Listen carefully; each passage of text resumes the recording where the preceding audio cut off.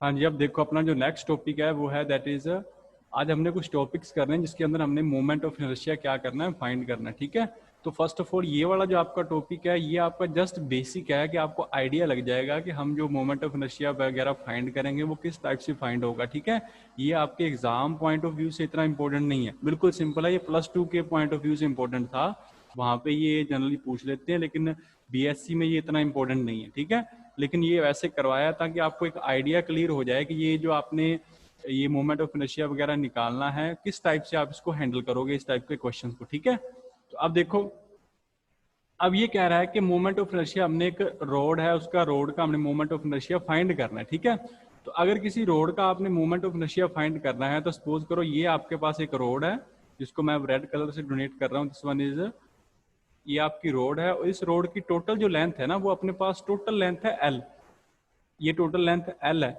लेकिन हमने इसको क्या किया, हमने इसको अलग वे से 2 पार्ट्स में डिवाइड कर दिया। इसको हमने ऐसे डिवाइड किया कि ये जो इसकी लेंथ है इसके बिल्कुल सेंटर में क्या आए, 0 आए, और इस साइड क्या आ गया -L/2, और इस साइड क्या आ गया L/2।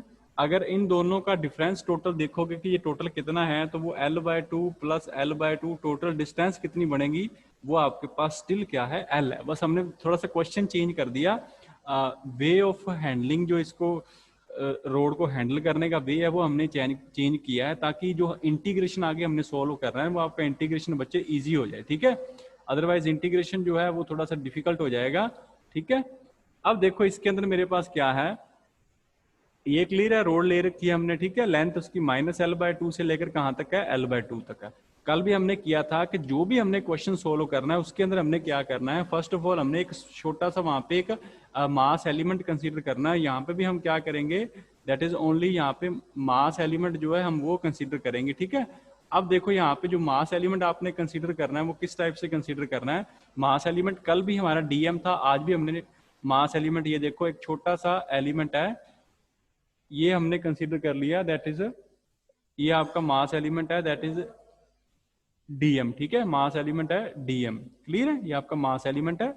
और जो हमने मास एलिमेंट कंसीडर किया है उसकी थिकनेस कितनी है, वो आपकी क्या है, dx है। क्योंकि हमें पता है कोई भी रिजिड बॉडी है वो लार्ज नंबर ऑफ पार्टिकल से मिलकर बनेगी, और उसमें से हमने एक पार्टिकल चूज किया है जिसका मास क्या है, डीएम है, जिसको हम एलिमेंट बोलेंगे यहाँ पे। ठीक है, तो उसकी थिकनेस क्या है, उसकी थिकनेस आपके पास ये है, दैट इज dx, वो यहाँ पे सारा रिटर्न है। ठीक है, उसके बाद में हमने क्या किया था, बाद में हमें ये करना होता है कि जो आपने एलिमेंट कंसीडर किया है उसकी बिल्कुल सेंटर ऑफ मास वाली जो लाइन होती है, जहां जिसके अलोंग हमने मोमेंट ऑफ इनर्शिया फाइंड करना है, वहां से उसकी डिस्टेंस फाइंड करनी होती है। अब हमने मोमेंट ऑफ इनर्शिया फाइंड करना है इस एक्सिस के अलोंग, जो मैंने अब रेड कलर से डोनेट की है। ठीक है, जो वैसे डॉट से रिप्रेजेंट कर रखी है, इसके अलोंग जो सेंटर से पास हो रही है, तो इट मींस ये कौन सी इक्वेशन है, that is along the centre of मास। ये आपकी इक्वेशन है अलोंग सेंटर ऑफ मास। ठीक है बच्चे, क्लियर है, कोई डिफिकल्टी तो नहीं इसके अंदर। ठीक है ना, फ्रॉम टोटल लेंथ L है, हमने चेंज कर दिया उसको -L/2 से L/2 हो गया। ठीक है, क्लियर है। और बाद में हमने क्या किया, एक यहाँ पे हमने एक दैट इज ये कंसीडर करना है कि जो हमारे पास ये पार्टिकल जो हमने चूज कर रखा है, दैट इज उसका मास क्या है, डीएम है, छोटा सा एलिमेंट। ठीक है, पार्टिकल कह लो, दैट इज नॉट कि वो गलत हो जाएगा, सेम चीज है। वो छोटा सा एलिमेंट है जिसका मास डीएम है, और उसकी जो थिकनेस है वो आपके पास क्या है, उसकी थिकनेस है dx। क्लियर है। अब उसकी जो डिस्टेंस है इस एलिमेंट की फ्रॉम द सेंटर, वो हमने क्या लेट कर रखी है, वो हमने लेट कर रखी है, दैट इज x। ठीक है, और ज्यादातर जितने भी हमने आगे क्वेश्चंस करने उसके अंदर हमने यही चीज करनी है। ये मैंने इसीलिए यहाँ पे करवाया, एग्जाम पॉइंट ऑफ व्यू से इंपॉर्टेंट नहीं है, और आई थिंक ये सिलेबस में भी नहीं है, इसीलिए करवाया ताकि आपको आइडिया हो जाए कोई भी क्वेश्चन आपने हैंडल करना है तो किस वे से करोगे। एक एलिमेंट चूज करना है जिसका आपने मास डीएम रखना है, उसकी थिकनेस आपने डीएक्स रखनी है, उसकी डिस्टेंस सेंटर से आपने एक्स रखनी है, हमेशा ऐसे ही करना है। ठीक है, तो अब देखो यहां तक हमने काम कर लिया। अब हमने देखना कि ये जो हमने डीएम चूज किया इसका मास है क्या, ये डीएम जो है इसका मास क्या है। देखो बच्चे, अगर मास आपने चूज करना है तो फर्स्ट ऑफ ऑल देखो, सपोज करो ये मेरे पास एक रोड थी, ठीक है, जिसकी टोटल आप मान के चलो लेंथ जो है वो आपके पास थी 6 सेंटीमीटर, उसकी टोटल लेंथ थी। उसमें से हमने एक छोटा सा पार्ट ये कंसीडर कर लिया, ये छोटा सा पार्ट कंसीडर कर लिया, सपोज करो मैं ग्रीन कलर के अंदर रिलेट कर रहा हूँ, इसको छोटा सा पार्ट कंसीडर कर लिया। अब इसकी जो थिकनेस है वो मान के चलो, इसकी थिकनेस आ गई 1 सेंटीमीटर, मान लो हमने जो चूज किया इसकी थिकनेस है 1 सेंटीमीटर। अब हमने, और टोटल जो मास है इस रोड का वो हमें पता है, मान के चलो इसका टोटल मास जो है वो आपका 10 kg है, टोटल मास आपका 10 kg है इस रोड का। तो अगर आपने ये फाइंड करना है कि ये 1 सेंटीमीटर वाला जो हमने पार्ट लिया है इसका मास क्या है, तो बच्चे कैसे करोगे आप, सिंपल है कि टोटल जो आपके पास लेंथ थी, देखो यहाँ पे टोटल लेंथ आपके पास रोड की पहले लेंथ थी 6 में से आपने कितनी लेंथ चूज कर रखी है, ओनली 1 पार्ट, पर टोटल का मास कितना है, टोटल का मास है आपका 10।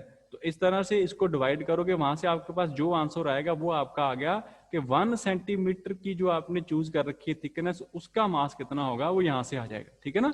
टोटल लेंथ में से आपने कितनी लेंथ चूज कर रखी है और उसको मल्टीप्लाई कर दो, टोटल जो मास था उससे मल्टीप्लाई कर दो, जो कट के आंसर आएगा कटिंग करने के बाद वो आपका आएगा मास ऑफ दैट एलिमेंट, ठीक है। तो इसलिए यहाँ पे देखो ये मेरे पास आ गया, ये डीएम है, तो यहाँ पे इसकी वैल्यू क्या आ गई, dx divide by L multiply by क्या आ गया, m आ गया। टोटल लेंथ l थी, हमने चूज कर रखी है थिकनेस dx, और टोटल मास क्या था, m, mass of the road, और ये dm आ गया जो हमने एलिमेंट कंसीडर कर रखा है, that is the mass of that element. Clear है बच्चे, कोई कंफ्यूजन तो नहीं है इसके अंदर, ठीक है।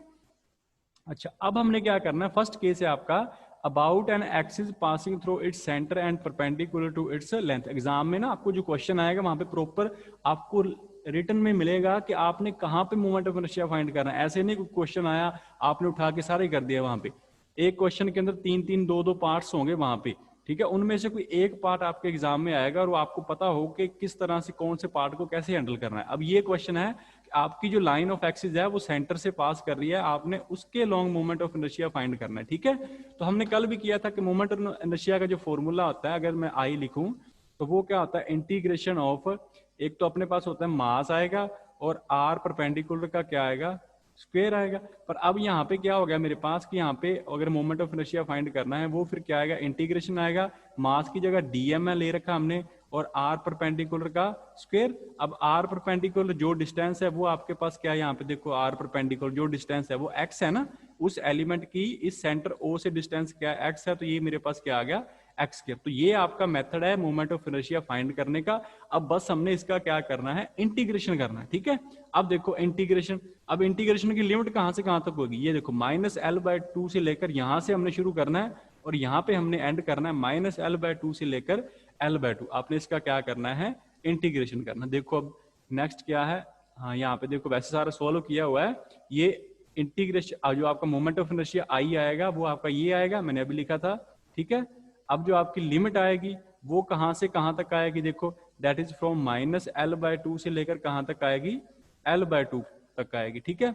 डीएम की वैल्यू हमने ये पुट कर दी, आर स्क्वायर की वैल्यू एक्स स्क्वायर थी वो ये पुट होगी, ठीक है। तो अब यहाँ से जो चीज कांस्टेंट है वो हमने बाहर निकाल ली, m/l बाहर आ गया, बाकी जो है वो सारा इस इंटीग्रेशन के अंदर रहेगा। अब एक्स स्क्वायर का इंटीग्रेशन करोगे तो क्या आएगा, x³ डिवाइड बाई 3 आएगा, और इसकी लिमिट क्या है, अपर लिमिट आपके पास l/2 है और लोअर लिमिट आपके पास -l/2 है। क्लियर है बच्चे, कोई कंफ्यूजन तो नहीं है इसके अंदर, किसी को कोई कंफ्यूजन है तो हैंड रेज करो, अभी क्लियर होगा। ये सिंपल इंटीग्रेशन है आपका, आई थिंक मैथ्स के अंदर थोड़ा बहुत तो इंटीग्रेशन कर ही रखा होगा।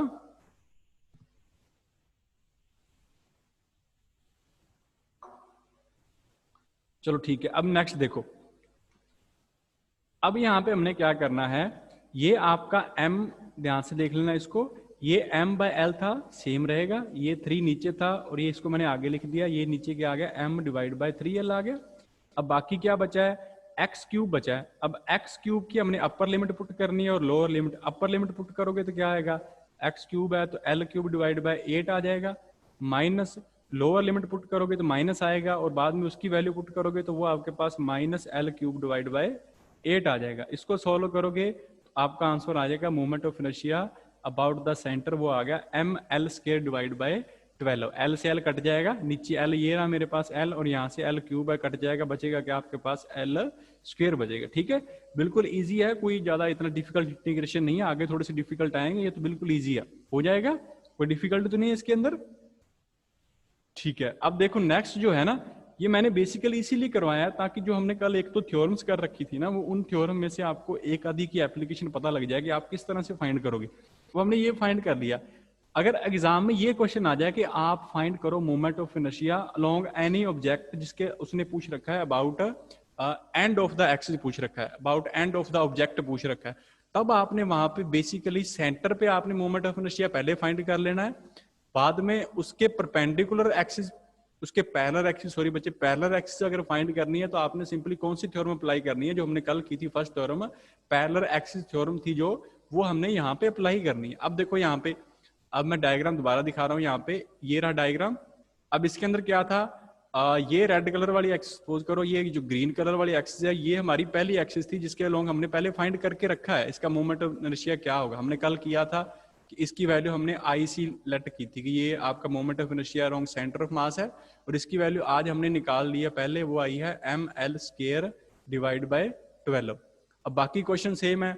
आपका जो ये मास एलिमेंट है वो कौन सा, ये रहा आपका, जो मैं अब रेड कलर के अंदर डोनेट कर रहा हूँ, ये मास एलिमेंट है, ठीक है, सेम उसका मास है, सेम उसकी थिकनेस है। अब ये मास एलिमेंट के विद रिस्पेक्ट टू जो डिस्टेंस आ गई ये वाली, वो देखो क्या है, ये डिस्टेंस आपके पास क्या है, दैट इज एक्स डिस्टेंस है ना, एक्स डिस्टेंस। अब हमने बस उसने क्वेश्चन चेंज कर दिया कि अब आपने मोमेंट ऑफ इनर्शिया कहां पे फाइंड करना है, at any end of the uniform road, किसी भी एंड पे आपने फाइंड करना है। तो अगर एंड देखोगे तो ये वाली एक्सिस और ये एक्सिस दोनों एक दूसरे के पैरेलल हैं, तो इट मींस आप कौन सी थ्योरम अप्लाई करोगे, आप पैरेलल एक्सिस थ्योरम अप्लाई करोगे। उसके अकॉर्डिंग क्या होता है कि दो अगर पैरेलल एक्सिस हैं, तो अगर आप किसी दूसरी एक्सिस के लॉन्ग फाइंड कर रहे हो जो सेंटर ऑफ मास से क्रॉस नहीं कर रही, तो उसके लॉन्ग जो मोमेंट ऑफ इनर्शिया आएगा, जैसे मान के चलो आई अलोंग ए बी मैं फाइंड कर रहा हूं, तो वो मेरा फिर क्या आएगा, moment of inertia along centre of mass C लिख लो, प्लस में क्या आएगा, टोटल मास कितना है, और मास के अंदर और उस एक्सिस के अंदर जो डिस्टेंस होती है वो यहाँ पे लिखते हैं हम, क्या आएगी, mx², ठीक है।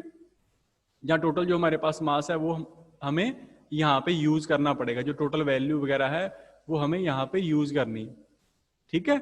अब देखो ये, अच्छा यहाँ पे ना थोड़ी सी इस चीज के अंदर मिस्टेक है, वो देख लो, इसको क्लैरिफाई कर लेना थोड़ा सा।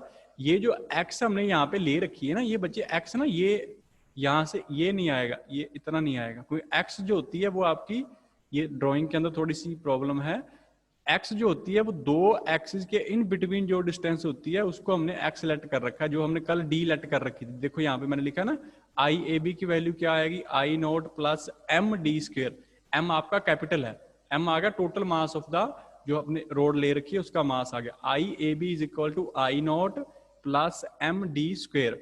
अब आई नॉट जो है वो आपके पास क्या है, वो हमने पहले निकाल रखा है, ये रहा आई नोट, जो आपकी सेंटर ऑफ मास वाली एक्सिस है वो आई नोट थी, और उसकी वैल्यू हमने यहाँ पे पुट कर दी।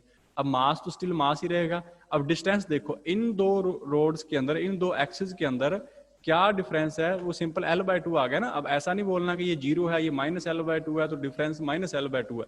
अगर आप डिफरेंस देखोगे तो 0 माइनस l/2 निकालोगे तो आपका आंसर क्या आएगा, दैट इज l/2। तो डिफरेंस आपका l/2 आ गया, d² करोगे तो क्या हो जाएगा, l²/4। तो ये रहा मेरे पास l²/4, इसको टोटल सोल्व कर लेना और ये आपके पास आंसर आ जाएगा, that is the about any parallel axis, ठीक है, that is ml² divide by 3 आ जाएगा। ठीक है बच्चे, कोई कंफ्यूजन है इसके अंदर, किसी बच्चे को कोई कंफ्यूजन हो तो अभी हैंड रेज कर लो। ये सिंपल है, वैसे एग्जाम पॉइंट ऑफ व्यू से इंपॉर्टेंट नहीं है, बस आपको थोड़ा सा आइडिया हो जाए कि हमने प्रॉब्लम्स वगैरह किस टाइप से सोल्व करनी है, इसीलिए इसको करवाया। क्लियर है बच्चे? अच्छा, अब नेक्स्ट देखो, अब जो नेक्स्ट है मेरे पास वो क्या है, यहाँ पे नेक्स्ट जो आपका है वो इंपॉर्टेंट है। अब देखो उसके अंदर क्या करना है आपने, दैट इज नेक्स्ट वन है आपका, दैट इज सॉलिड स्फीयर है। अब देखो सॉलिड स्फीयर जो है वो इंपॉर्टेंट क्वेश्चन है, दैट इज मोस्ट इंपॉर्टेंट है। आपके पास दो ही है यहाँ पे, एक सॉलिड दैट मीन एक स्फीयर है, फिर सिलेंडर है, दोनों में से एक क्वेश्चन आपको पक्का मिलेगा। ठीक है, 2-3 आपके पार्ट आते हैं, सॉलिड सिलेंडर, सॉलिड स्फीयर के आएंगे और 2-3 आपके सिलेंडर के आएंगे। अब उसमें से जो फर्स्ट क्वेश्चन है वो देखो आज आपका, that is moment of inertia of A solid sphere. आपने सॉलिड स्फीयर का मोमेंट ऑफ इनर्शिया क्या करना है, फाइंड करना है। ठीक है, सॉलिड स्फीयर का मोमेंट ऑफ इनर्शिया। अब पहले तो आपको ना ये डायग्राम थोड़ा सा क्लियर होना चाहिए कि जो आपका ये सॉलिड स्फीयर है वो है किस टाइप का। ठीक है ना, movement of inertia of A solid sphere. अब देखो मैं यहाँ पे ड्रॉ कर रहा हूँ कि आपका सॉलिड स्फीयर किस टाइप का दिखेगा। पहली बात तो ये 3D के अंदर होगा, तो 3D यहाँ पे मैं ड्रॉ नहीं कर सकता, हमें यहाँ पे एक सर्कल टाइप ही दिखाई देगा, जैसे ये है आपके पास। ठीक है, ये आपका एक स्फीयर है, कंसीडर कर लो कि ये आपका स्फीयर है, ठीक है। अब इस स्फीयर के अंदर क्या है, ये सॉलिड है। सॉलिड का मतलब होता है कि उसके अंदर कोई एम्प्टी स्पेस नहीं है, वो बिल्कुल फिल्ड है। मान के चलो अगर कोई आपके पास कोई आयरन का आपके पास स्फीयर है, अगर वो सॉलिड है तो उसका वेट थोड़ा सा ज्यादा होगा। ज्यादा होने का रीजन क्या है, क्योंकि वो सारा सॉलिड है, उसके अंदर कोई एम्प्टी स्पेस नहीं है, ठीक है ना। बिल्कुल उसको कट करोगे तो वो सारा आयरन ही आएगा, कहीं पे भी कोई एम्प्टी स्पेस नहीं आएगा। अगर आप कोई बॉल वगैरह कट करोगे तो वो बॉल सिर्फ बाहर बाहर से होती है, अंदर से वो एम्प्टी होती है, वो आपका होलो स्फीयर होता है, ठीक है। अब ये सॉलिड स्फीयर है, तो अब हमने क्या करना है, इस सॉलिड स्फीयर के केस के अंदर यहाँ पे देखो, अब ये हमने सॉलिड स्फीयर ले रखा है। अब सॉलिड स्फीयर है तो दैट मीन्स कि मैंने अभी एक्सप्लेन किया कि सारे का सारा आपका क्या होगा, सॉलिड होगा। तो अब ये सॉलिड होगा तो इसके लिए हमने क्या करना है, अब हमने यहाँ पे इसका एक रेडियस चूज करना है। अब स्फीयर है तो दैट मीन्स के रेडियस होगा। अब सपोज करो ये आपका पहले तो इसका सेंटर पॉइंट चूज करो, ये इसका बिल्कुल आ गया, this one is the centre point of this sphere, ठीक है, ये आपका सेंटर पॉइंट है। अब इसके विद रिस्पेक्ट टू हमने एक लाइन ड्रॉ करनी है जो इसका रेडियस हो। अब ये मान के चलो ये इसका क्या है, दैट इज द रेडियस है इसका। ये आपका रेडियस क्या हो जाएगा, ये आपका रेडियस हो जाएगा आर रेडियस हो जाएगा। क्लियर है, कंफ्यूजन तो नहीं है किसी को, आर रेडियस हो गया। अब क्या करना है बच्चे, अब हमने ना यहाँ पे एक इसी स्फीयर में से एक छोटा सा एक पीस कंसीडर करना है। जैसे मैंने पहले करवाया, यूनिफॉर्म रोड करवाया, वहां पे एक टोटल रोड थी, उसमें से हमने एक छोटा सा मास एलिमेंट कंसीडर किया था। अब वैसे ही हमने क्या करना है, यहाँ पे इसका भी एक छोटा सा मास एलिमेंट कंसीडर करना है। अब वो हम कंसीडर कैसे करेंगे, वो हम कंसीडर करेंगे, वो देखो अब मैं यहाँ पे ड्रॉ कर रहा हूँ। अगर ये ड्रॉइंग के अंदर अगर रिंग वगैरह हुई तो आई थिंक है, देखो अब इसके अंदर क्या है, मैं उसको शो कर रहा हूँ बच्चे, दैट इज ग्रीन कलर के अंदर। अब देखो यहाँ पे, अब हमने इस सॉलिड स्फीयर में से एक छोटा सा एक ना शेल कंसीडर कर लेना है, ठीक है ना, छोटा सा एलिमेंट्री शेल कंसीडर करना है। अब वो सपोज करो जो हमने शेल कंसीडर किया है वो है आपका, अब ये कंसीडर कर लो, ये आपका शेल है। अच्छा मुझे पहले ना ये रेडियस जो है इसको इरेज करने दो एक बार, दैट इज, हाँ अब देखो यहाँ पे, अब ये सपोज करो कि एक छोटा सा हमने शेल कंसीडर किया है, ये आ गया। अब इसके लॉन्ग क्या करना है आपको, इसकी थोड़ी सी थिकनेस होगी, ठीक है ना, आपको वैसे यहाँ पे इतना दिखाई नहीं दे रहा, थोड़ी सी थिकनेस कम, थिकनेस जो है इसकी कम लग रही होगी, तो मैं इसको डबल कर रहा हूँ यहाँ पे। हाँ ये ना कुछ इस टाइप का आपके पास होगा बिल्कुल,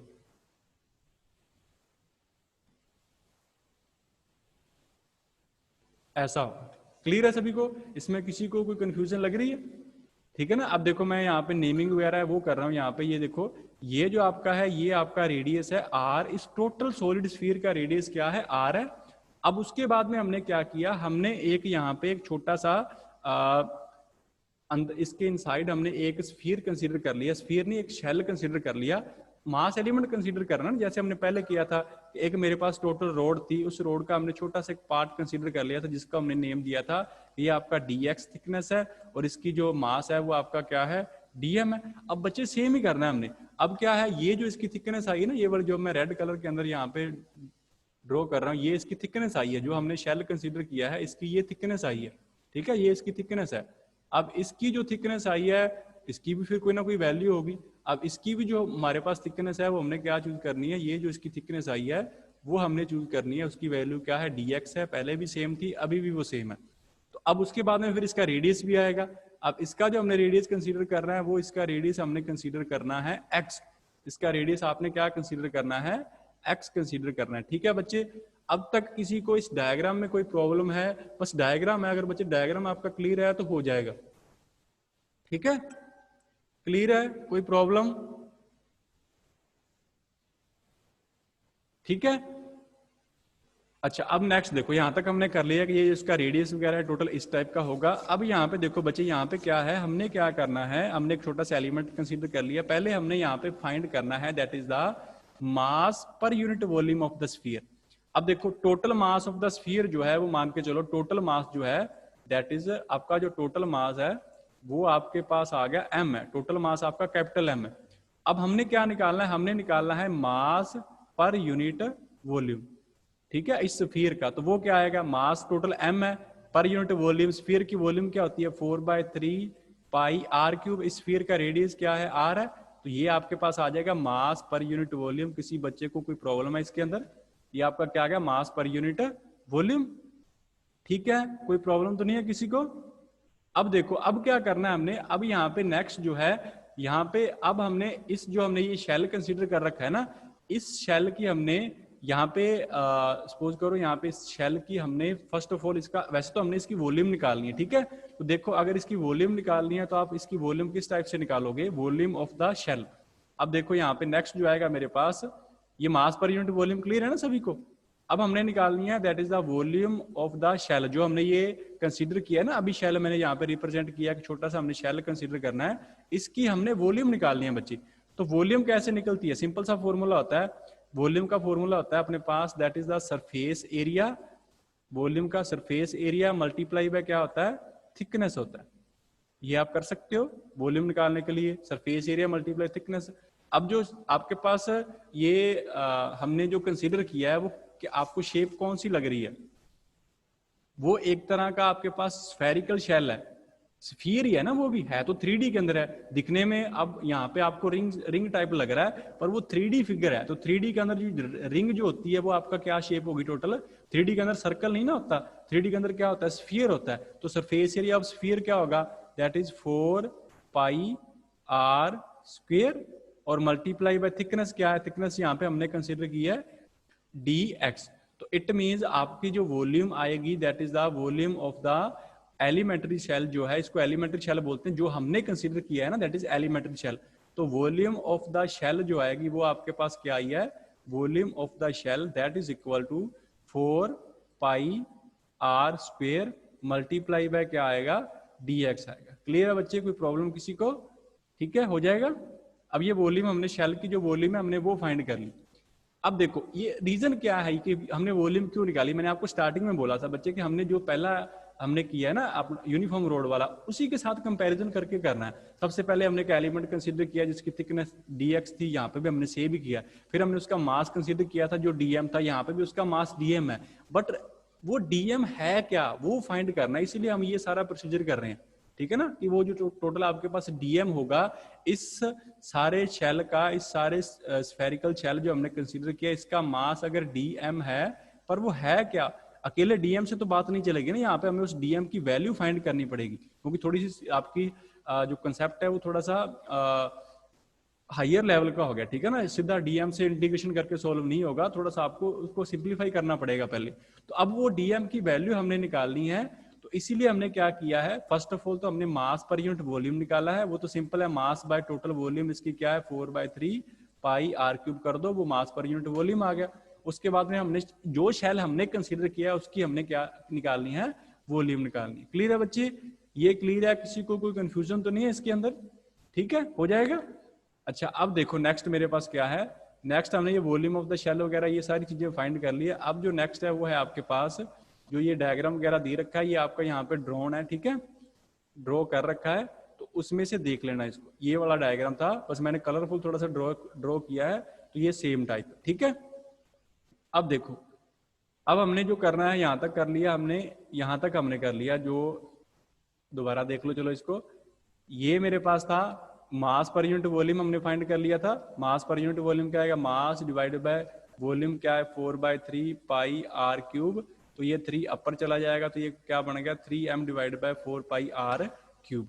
उसके बाद में हमने वॉल्यूम ऑफ एलिमेंट्री शेल जो हमने कंसीडर किया था, उस शेल की हमने क्या फाइंड करनी है, वॉल्यूम फाइंड करनी है। तो वो वॉल्यूम क्या आएगी फिर, वो आएगा surface area multiply by thickness. ये सिंपल सा मेथड है फाइंड करने का। अब सरफेस एरिया क्या होता है 4 पाई आर स्क्वायर, और थिकनेस क्या होती है आपकी जो हमने कंसीडर कर रखी है dx है, तो ये वॉल्यूम आ गई आपके पास, उस शेल की वॉल्यूम आ गई। अब बच्चे जो अब कंसेप्ट करना है ना, उसको थोड़ा सा अच्छे ढंग से इसको देख लो। अब हमने फाइंड करना है मास ऑफ द शेल, जो हमने कंसीडर किया है उसका मास क्या होगा, तो वो उसको ध्यान से देख लो, मास ऑफ द शेल। अब हमने शेल का मास फाइंड करना है, तो उस शेल का जो मास होगा ना बच्चे वो देखो। अब ना सिंपल सी बात है कि अगर volume multiply by mass by volume करोगे तो वॉल्यूम से वॉल्यूम कटेगा, आंसर आपके पास क्या आएगा, मास आएगा ना, जो बचेगा वो मास होगा। तो यहाँ पे हमने सोल्व करने का जो वे है वो क्या किया है कि मास ऑफ द शेल निकालने के लिए क्या करना है, वॉल्यूम ऑफ द शेल कितनी है और मल्टीप्लाई बाय जो हमने पहले फाइंड किया था मास पर यूनिट वॉल्यूम, इन दोनों की मल्टीप्लाई करनी है। क्योंकि ऐसा करोगे तो आपके पास मास ऑफ द शेल आएगा, क्योंकि वॉल्यूम से वॉल्यूम कटेगा, बचने वाली जो चीज है वो आपका सिर्फ मास है। और वो देखो यहाँ पे मैंने आपको करके दिखाया है कि वॉल्यूम से वॉल्यूम की यूनिट कट जाएगी, बाकी जो बचा है वो मास बचेगा। और मास किसका बचेगा? जो आपने शेल कंसिडर किया, ठीक है ना। टोटल वॉल्यूम में से कितनी वॉल्यूम आपने लिया और उसका मास क्या है, उसके विद रिस्पेक्ट टू आपने फाइंड करनी। जैसे इससे पहले हमने डीएम निकाला था बच्चे, तो वहां पे आपने डीएम क्या किया था कि टोटल लेंथ एल थी, उसमें से हमने कंसीडर कर रखी थी डीएक्स, टोटल का मास क्या था डीएम। पर अब सिचुएशन चेंज होगी, अब क्या होगी, अब अगर डीएम निकालना है तो अब वॉल्यूम में बात हो रही है। टोटल वॉल्यूम कितनी है? वी है, और जो आपने निकाली है वो आपके पास क्या है? That is the volume of the shell जो आपने निकाली है। अब इसको भी मल्टीप्लाई किससे करोगे? मास से ही करोगे ना बच्चे। सेम प्रोसीजर है जो हमने यहाँ पे किया था, सेम ही प्रोसीजर यहाँ पे किया है, बस इसको करने का जो वे है वो चेंज कर दिया है। ये चीजें सेम ही है। कोई प्रॉब्लम किसी बच्चे को अगर प्रॉब्लम है तो हैंड रेज करो, नहीं तो फिर नेक्स्ट करें। ठीक है, कोई प्रॉब्लम तो नहीं है?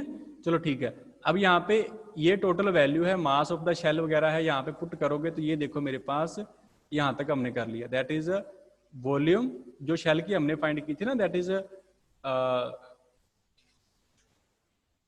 वॉल्यूम हमने फाइंड की थी। ये बच्चे ये वॉल्यूम यहाँ पे आई है, ये आ गई 4 pi x square d x, ये आई थी ना 4 pi x square d x है। अच्छा, इसमें देखो मैंने I think 4 pi r square लिखवा दिया था, वो बाय मिस्टेक था, क्योंकि जो आपके पास स्फीयर का रेडियस होता है वो तो स्फीयर का सरफेस एरिया होता है वो 4 पाई आर स्क्वायर होता है, ठीक है। लेकिन जो हमने शेल कंसीडर कर रखा है वो शेल स्फेरिकल शेप का है, और उसका हमने रेडियस कितना ले रखा है, ये देखो उसका रेडियस तो एक्स था ना, तो इसीलिए इसको क्या लिखोगे, ये बन गया 4 pi x square d x आ गया, ठीक है। तो ये आ गया। अब ये दोनों वैल्यूज यहाँ पे पुट करोगे तो ये आपके पास आंसर को कटिंग वगैरह करके सोल्व करोगे तो ये बचेगा 3m divide by are cube, क्योंकि ये सिंपल है, ये 4 पाई से 4 पाई कट जाएगा, बाकी जो बचा है वो पेंडिंग है। क्लियर है? कोई कंफ्यूजन तो नहीं है इसके अंदर? हो जाएगा ना। मैं दोबारा एक्सप्लेन कर रहा हूँ, जैसे हमने पीछे किया था कि आपके पास डीएम निकालना है तो उसको हमने क्या किया था, टोटल लेंथ में से हमने डीएक्स चूज की थी और एक का मास क्या है आपके पास एम है। सिमिलरली अब अगर डीएम निकालना है तो वो क्या आएगा, टोटल वॉल्यूम कितनी है वी है, और वॉल्यूम ऑफ द शेल कितनी है वो लिखोगे, और मल्टीप्लाई फिर किससे करोगे, मास ही करोगे ना। तो ये मास बाय वॉल्यूम अलग आ गया, ये मास बाय वॉल्यूम हमने पहले निकाला था स्टार्टिंग के अंदर जो फर्स्ट इक्वेशन थी वहां से, और वॉल्यूम ऑफ द सेल आपके पास कौन सी थी, सेकंड इक्वेशन थी।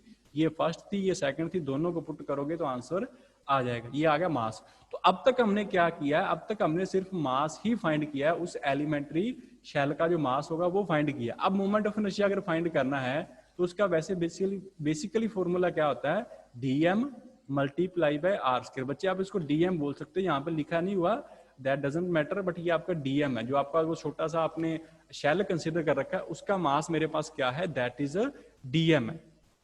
क्लियर है बच्चे? कोई कंफ्यूजन तो नहीं है इसके अंदर? अच्छा, अब ना यहाँ पे आपको सिर्फ एक चीज ये क्रैम करनी है, वो हम नेक्स्ट आगे लेक्चर्स आएंगे वहां पे हम इसको सोल्व भी करेंगे। एक बार उसको नहीं करवाया क्योंकि वो थोड़ा सा डिफिकल्ट था, उसमें कुछ चीजें करेक्ट करने वाली हैं, ठीक है। वो आपकी संडे जिस दिन होगा ना, मंडे वाली जो लेक्चर होगा उस दिन करेंगे उसको, वो थोड़ा सा टॉपिक कम्प्लेक्स सा टॉपिक है तो उसको अच्छे ढंग से करेंगे, इसीलिए उसको नहीं करवाया। तो उसका जो रिजल्ट है वो हमने यहाँ पे यूज करना है। तो रिजल्ट क्या है, जो आपके पास movement of inertia of shell होता है ना, किसी भी शेल का मूवमेंट ऑफ इनर्शिया अगर हमने फाइंड करना है तो वो आपके पास क्या होगा, वो आपके पास 2/3 m r स्क्वायर होगा। बस ये आपने याद करना है, ठीक है। 2/3 m r स्क्वायर, m आपका वो मास है शेल का, r आपकी वो परपेंडिकुलर डिस्टेंस है, आप किस एक्सिस के अलोंग फाइंड कर रहे हो। अब यहाँ पे हम फाइंड कर रहे हैं इसके डायमीटर के अलोंग, ऐसे है जो हम फाइंड कर रहे हैं ना, जो आपके पास मोमेंट ऑफ इनर्शिया निकालना है वो इस एक्सिस के अलोंग है, जो मैंने अभी यहाँ पे ड्रॉ किया रेड कलर के अंदर, ठीक है ना। तो उस केस में moment of inertia of shell जो होता है वो 2/3 m r स्क्वायर होता है। ये आपको एक बार याद करना पड़ेगा, बाद में इसका हमने एक्सप्रेशन भी करना है, एग्जाम में आता है, इंपॉर्टेंट है वो चीज, ठीक है। क्लियर है? बस इसको आपने याद करना है, एक बार थोड़ा सा इसको क्रैम कर लो, बाकी सारी चीजें आपको एक्सप्लेन कर दी। अब क्या है, ये 2/3 m r स्क्वायर ये फॉर्मूला है आपके पास। तो मास तो हमने निकाल लिया, ये रहा मेरे पास मास, ठीक है। और रेडियस क्या है, रेडियस था वो आपके पास जो परपेंडिकुलर डिस्टेंस आ रही है हमने वो चूज करना है, जो आपकी परपेंडिकुलर डिस्टेंस है वो क्या है। अब देखो यहाँ पे क्या आएगा, अब देखो यहाँ पे हमने जो फाइंड करनी है दैट इज ये आ गया moment of inertia D I is equal to 2/3 m into R square आ गया, that is the moment of inertia. अब ये 2/3 सेम है, मास की वैल्यू जो हमने ये निकाली थी, ये वाली सारी वैल्यू उठा के हमने कहाँ पुट कर दी है, इस वैल्यू में पुट कर दी। अब बचेगा बच्चे रेडियस। अब ये रेडियस जो होता है वो आपके पास क्या था, रेडियस होता है दैट इज द परपेंडिकुलर जो आपके पास एक्सिस होगी, that is perpendicular distance from the axis, perpendicular distance from the axis, उसी को हम लेते हैं ना। जैसे देखो अभी हमने पीछे रोड का एग्जांपल किया था, ये ऐसे रोड थी और यहाँ पे ये आपके पास एक्सिस थी, यहाँ पे हमने एक एलिमेंट कंसीडर किया था और उसके लिए जो डिस्टेंस ली थी वो हमने ये वाली एक्स ली थी ना, तो वो कौन सी होती है, perpendicular distance from the axis. अब इसके अंदर क्या आ रहा है बच्चे, ये एक 3D डायग्राम है, तो यहाँ पे जो एक्सिस है वो आपको दिखने में पजल होगी, ये एक्सिस क्या है। अच्छा अगर इसको देखना है तो आप एक्सिस ऐसे कंसीडर कर सकते हो। चलो मैं थोड़ी सी यहाँ पे ड्रॉ कर देता हूँ। सपोज करो कि ये मेरे पास जो आपका है ये इस टाइप का है, ठीक है। तो अब इसमें जो एक्सिस है ना वो कहाँ है बच्चे, वो एक्सिस ऐसे पास हो रही है, ऊपर से नीचे ऐसे पास हो रही है, ऐसे स्फीयर है और ऊपर से नीचे पास हो रही है। और जो आपने एलिमेंट कंसीडर कर रखा है वो आपका एलिमेंट का जो आपकी डिस्टेंस है जो हमने माना था वो यहाँ पे है, इसके सेंटर से ये जो डिस्टेंस है वो हमने क्या ले रखी है, वो आपकी एक्स डिस्टेंस है। ये ऐसा डायग्राम है, दिखने में तो आपको इस ये वाला डायग्राम जो है ना, ये वाला डायग्राम है ऐसा एक्चुअल में। स्फीयर है, स्फीयर के बिल्कुल अप से लेकर डाउन एक एक्सिस पास हो रही है, वो मैंने शो किया है, और एक्स डिस्टेंस पे आपके वो शेल पड़ा है। तो परपेंडिकुलर डिस्टेंस फिर क्या होगी, एक्स ही होगी ना। तो यहाँ पे जो आपकी परपेंडिकुलर डिस्टेंस है वो आपके पास क्या है, एक्स है, that is the perpendicular distance है। तो एक्स परपेंडिकुलर डिस्टेंस लिखोगे यहाँ पे यूज करोगे तो एक्स की जगह क्या आ जाएगा, एक्स स्क्वायर हो जाएगा। एक्स है तो रेडियस का स्क्वायर करना तो एक्स स्क्वायर हो गया। अब यहाँ पे 3 से 3 कट जाएगा, जो बचेगा वो आपके पास वैल्यू यहाँ पे है। ये आप कटिंग वगैरह तो कर ही लोगे, इतनी कोई डिफिकल्ट है नहीं, ठीक है। अब देखो, अब हमने इसका टोटल सोल्व करना, ये तो डी आया ना, स्मॉल एलिमेंट के लिए आया, लेकिन अब हमने निकालना टोटल इंटीग्रेशन क्या होगा। अब टोटल इंटीग्रेशन अगर निकालोगे तो बच्चे टोटल इंटीग्रेशन देखो कहाँ से कहाँ तक इंटीग्रेशन करोगे, सेंटर से शुरू हुए हो, 0 से शुरू करके कहाँ तक जाओगे, आर तक ही जाओगे ना। तो आपकी लिमिट क्या आ गई, इंटीग्रेशन की लिमिट होगी 0 से लेकर आर। बस आपने इसको इंटीग्रेट कर देना, जो आपका आंसर आएगा वो आपका मोमेंट ऑफ इनर्शिया है फर्स्ट along its diameter, ठीक है। That is the moment of inertia of sphere about its diameter. अब ये डायमीटर है ना बच्चे, कोई अगर ये सोच रहा है, जैसे मैंने दोबारा यहाँ पे ड्रॉ कर देता हूँ, ठीक है, टाइम है थोड़ा सा। अगर ये कुछ इस टाइप का है तो डायमीटर तो इसके सभी साइड होते हैं ना। अगर ये ऊपर से कोई लाइन यहाँ से पास हो रही है, मान के चलो ये लाइन ऊपर से पास हो रही है, तो ये भी तो इसके डायमीटर के लॉन्ग होगी ना। अगर कोई इस तरह से लाइन पास होगी तो वो भी डायमीटर के लॉन्ग है, कोई इस तरह से पास होगी। तो स्फीयर में तो सारी लाइंस डायमीटर के लॉन्ग ही होती हैं, कोई भी ड्रॉ कर दो वो है तो डायमीटर के लॉन्ग है। तो 0 से लेकर आर आपने क्या करना है, इसको इंटीग्रेट करना है। ये रही आपके पास इक्वेशन 0 से आर। अब जो वैल्यूज कांस्टेंट है वो बाहर आ जाएंगी। अब एक्स स्क्वायर बचेगा, एक्स स्क्वायर का इंटीग्रेशन क्या होता है, x raise to 5 divide by 5। इसमें आपने लिमिट पुट करनी है 0 और आर, वैल्यू पुट करके सोल्व कर लोगे। आई डोंट थिंक सो कि ये कोई डिफिकल्ट है। वैल्यूज वगैरह पुट करके आपके पास जो आंसर आएगा सॉलिड स्फीयर का अलोंग इट्स डायमीटर, वो आपके पास आएगा 2/5 mr स्क्वायर। ठीक है बच्चे, हो जाएगा, ठीक है, क्लियर है सभी को। अच्छा, अब रह गया इसमें से एक छोटा सा क्वेश्चन है, इसी के लॉन्ग आता है second part, about A tangent. अब आपने उसी स्फीयर के टेंजेंट फाइंड करना। देखो मैं जल्दी से उसको स्ट्रक्चर ड्रॉ कर रहा हूं यहाँ पे। ये आपका वो स्फीयर था। अब जो पहली एक्सिस थी वो आपकी बिल्कुल सेंटर से पास हो रही थी। सपोज करो वो आपकी ग्रीन एक्सिस है, वो आपकी इस तरह से सेंटर से पास हो रही थी। लेकिन अब आपने क्या करना है, अब आपने जो मोमेंट ऑफ इनर्शिया फाइंड करना है वो इसके टेंजेंट। टेंजेंट का मतलब ये टेंजेंट आ गया। एक मिनट बच्चे मुझे दोबारा ड्रॉ करने दो इसे। दैट इज ये बिल्कुल यहाँ पे टेंजेंट आएगा। अब आपने इस एक्सिस के अलोंग फाइंड करना, ये यहाँ पे इस एक्सिस के अलोंग फाइंड करना है आपने मोमेंट ऑफ इनर्शिया। तो ये फिर कौन सा फॉर्मूला लगा, पैरेलल एक्सिस वाला, ठीक है। अब इन दोनों के अंदर जो डिस्टेंस होगी आपकी, वो डिस्टेंस क्या है बच्चे, कोई बता सकते हैं यहाँ पे? इन दोनों के अंदर जो डिस्टेंस है वो क्या है, वो आपके पास क्या है, इन दोनों के अंदर जो स्फीयर का रेडियस होगा वही तो यहाँ पे आपके पास क्या होगी, डिस्टेंस होगी ना बच्चे, जो स्फीयर का रेडियस है। तो पहले इसके अलोंग तो हमने फाइंड करके रखी हुई है, ये जो आपके पास है इसके अलोंग तो हमने फाइंड करके रखी हुई है। इसका मोमेंट ऑफ इनर्शिया तो हमने फाइंड किया, अभी आया था, दैट इज 2/3 mr स्क्वायर आया था। और अगर आपने इस ए बी एक्सिस के लॉन्ग फाइंड करना है, देन जो आप theorem of parallel axis use करोगे तो moment of inertia I A B क्या आएगा, दैट इज इक्वल टू ये वाला जो है 2/3 mr स्क्वायर, और प्लस में क्या आएगा कैपिटल एम, और बिटवीन दीज टू एक्सिस के अंदर जो डिस्टेंस है वो आपके पास क्या है आर स्क्वायर है। सॉल्व कर लोगे ये आपके पास आंसर आ जाएगा, और ये नीचे आपको सॉल्व करके दिया हुआ है। टोटल जो आंसर आएगा आपके पास क्या है दिस वन, ये आपका आंसर आ जाएगा। दोनों को ऐड करोगे तो ये आपके पास आंसर है दैट इज 7/5 MR स्क्वायर। ठीक है बच्चे, क्लियर है ना। Theorem of parallel axis use करनी है, इसीलिए बोला है कि वो बहुत इंपॉर्टेंट आपकी थ्योरम है। लगभग हर क्वेश्चंस के अंदर वो आपकी अप्लाई होगी थ्योरम ऑफ पैरेलल एक्सिस, और परपेंडिकुलर भी अप्लाई होती है लेकिन वो कुछ इतना ज्यादा अप्लाई नहीं होगी। ठीक है बच्चे, अगर किसी को कोई प्रॉब्लम है इसके अंदर तो हैंड रेज कर लो, एक्सप्लेन कर लेते हैं अभी। क्लियर है सभी को?